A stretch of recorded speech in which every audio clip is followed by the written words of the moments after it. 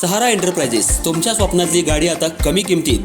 इचलकरंजी शहरालगत असलेल्या कबनूर चंदूर रोडवर कोन्नूर पार्कमधल्या सहारा एंटरप्राइजेस इथं पश्चिम महाराष्ट्रातली विविध बँका आणि फायनान्स कंपन्यांनी जप्त केलेल्या जुन्या दुचाकी आणि चारचाकी गाड्यांची विक्री केली जाते। शोरूम किमतीपेक्षा 25 ते 50% पर्यंत कमी दरात, उत्तम स्थितीत आणि संपूर्ण कागदपत्रांसह त्वरित डिलिव्हरी। दुचाकी 20,000 पासून पुढे तर चारचाकी 50,000 पासून पुढे। आपल्या पसंतीची कार किंवा बाईक आता अगदी परवडणाऱ्या दरात घेऊन जा।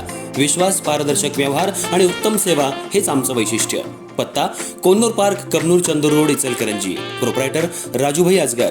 संपर्क 8055810910 आणि 9860785786। सहारा एंटरप्राइजेस, दर्जा, विश्वास आणि बचत यांचं परिपूर्ण।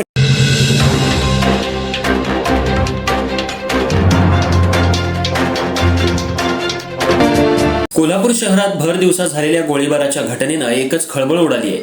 या हल्ल्यात भाजपचा कार्यकर्ता म्हणून ओळख असलेला सूरज साखरे गंभीर जखमी झाला असून त्याच्यावर खासगी रुग्णालयात उपचार सुरू आहेत। त्याच्या प्रकृतीबाबत अद्याप अधिकृत माहिती देण्यात आलेली नाही। प्राथमिक माहितीनुसार खासगी सावकारकीतील आर्थिक व्यवहार आणि पैशांच्या वादातून हा गोळीबार झाल्याचा प्राथमिक संशय पोलिसांनी व्यक्त केलाय। घटनेची माहिती मिळताच वरिष्ठ पोलीस अधिकाऱ्यांसह पोलिसांचं पथक तातडीनं घटनास्थळी दाखल झालं। परिसराची पाहणी करून पुरावे संकलित करण्यात आले असून हल्लेखोरांचा शोध घेण्यासाठी विशेष पथकं नियुक्त करण्यात आली आहेत।